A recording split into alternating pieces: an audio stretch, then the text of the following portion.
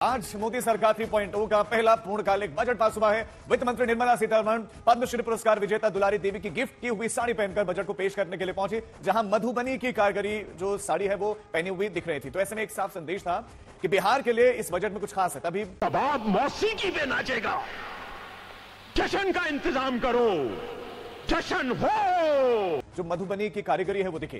राष्ट्रपति द्रौपदी मुर्मू ने उन्हें दही चीनी खिलाई और जिसके बाद वित्त मंत्री निर्मला सीतारमण ने अपने 8वें बजट में 77 मिनट का भाषण दिया, जहां पर विपक्ष हंगामा करता नजर आया तो सरकार की ओर से जमकर तालियां बजती रहीं।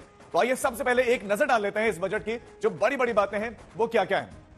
तो 12 लाख तक की आय पर कोई भी टैक्स नहीं लगेगा। वित्त मंत्री निर्मला सीतारमण ने मिडिल क्लास के लिए बहुत बड़ा तोहफा दिया। पिछले 4 साल का जो आईटीआर है वो एक साथ अब आप फाइल भी कर सकते हैं। मिडिल क्लास को लेकर बड़ा ऐलान किया गया है। 4 सालों का जो पहले आपने आईटीआर नहीं भरा होगा वो 4 सालों का पिछले वाला जो आईटीआर है वो आप भर सकते हैं। 12 लाख तक की टैक्स में छूट का ऐलान कर दिया है और हमारे दर्शकों के मन में बहुत सारे सवाल इससे संबंधित होंगे जो हम आगे क्लियर भी करेंगे। तो बुजुर्गों के लिए टीडीएस सीमा 50,000 से बढ़ाकर भी 1 लाख कर दी गई है। मेरे मम्मी पापा मुझे गरीब जन्म दिए।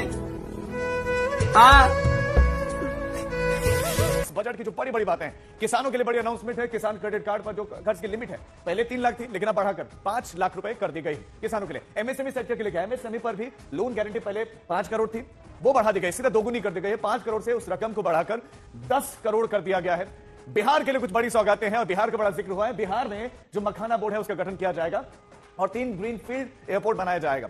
तो मखाना का कारोबार बड़े पैमाने पर होता है। 36 जीवन रक्षक दवाइयों पर पूरी तरह से ड्यूटी टैक्स खत्म कर दी गई है। जीवन रक्षक दवाएं, वहीं स्टार्टअप्स के लिए 10,000 करोड़ रुपए का फंड जो है इसमें बजट में उसके लिए अलग से प्रावधान, उसके लिए अलग। तो ये बजट की वो बड़ी बड़ी बातें। इसके साथ साथ एससी एसटी की, एमएसएमई, महिला उद्यमियों के लिए भी कुछ विशेष जो है लोन योजना इस बार सरकार लेकर आई है।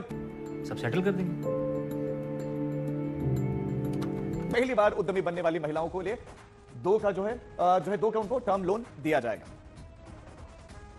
This government, under the leadership of Prime Minister Modi, has always believed in the admirable energy and ability of the middle class in nation building. In recognition of their contribution,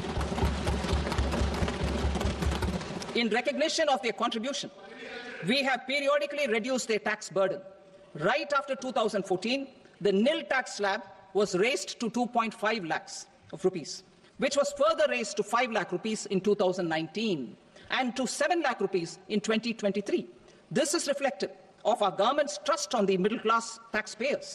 I am now happy to announce that there will be no income tax payable up to income of 12 lakh rupees. क्या कहना क्या चाह रहे हैं भाई आप? So, average income of 1 lakh per month other than the special rate income such as capital gains under the new regime. This limit will be 12.75 lakh for salaried taxpayers due to the standard deduction of 75,000. तो आज सरकार ने 12 लाख रुपए तक की आय पर tax माफ का ऐलान किया, लेकिन हमारे दर्शकों के मन में इसे लेकर कई सवाल हैं जिन्हें आसान भाषा में हम समझाने का प्रयास करते हैं, आपको समझाने की कोशिश करते हैं। सबसे पहला सवाल है कि अगर किसी की सैलरी 13 लाख रुपए सालाना है तो उस पर उसको कितना टैक्स लगेगा। तो यहां पर सबसे ज्यादा कंफ्यूजन यह है, जो दर्शक पूछ रहे हैं कि 12 लाख तक टैक्स माफ है तो क्या सिर्फ 1 लाख पर ही उनको टैक्स देना होगा? तो इसका जवाब है नहीं। जी हां। अब इसको लेकर दूसरा सवाल यह भी है कि अगर सैलरी उनकी 13 लाख है तो फिर उसके बाद क्या हमें 15% इसमें टैक्स देना होगा? तो इसका जवाब भी है बिल्कुल नहीं, ऐसा नहीं करना होगा। अब एक और सवाल, तीसरा सवाल जो इससे जुड़ा हुआ है कि जब 12 लाख तक टैक्स फ्री है तो सरकार ने यह स्लैब सिस्टम क्यों दिया? 4 से 8 लाख की आय पर 5% या फिर 8 से 12 लाख पर आय का जो है 10% इनकम टैक्स आखिर क्यों?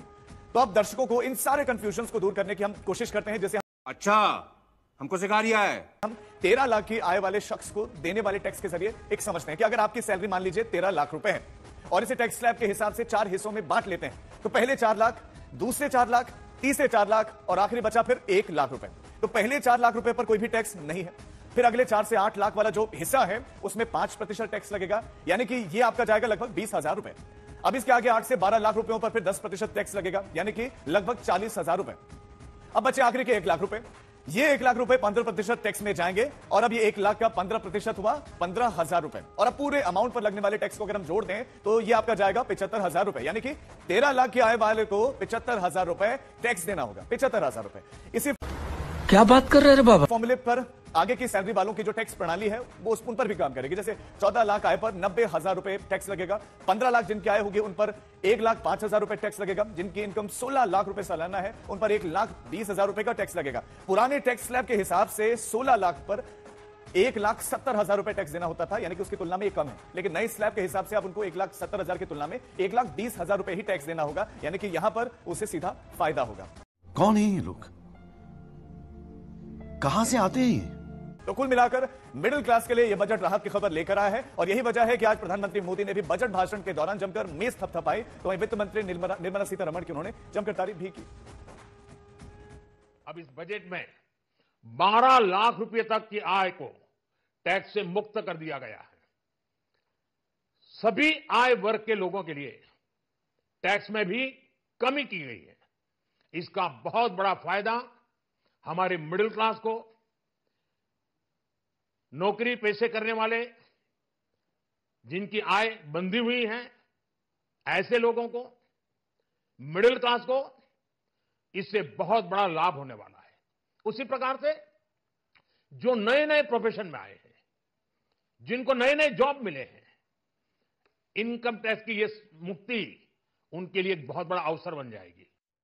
दोस्तों हमारा वीडियो यहाँ तक देख लिए तो हमको भी सपोर्ट कर लिया करो भाई, छोटा यूट्यूबर का भी थोड़ा बहुत सपोर्ट कर लिया करो। जय हिंद, जय भारत।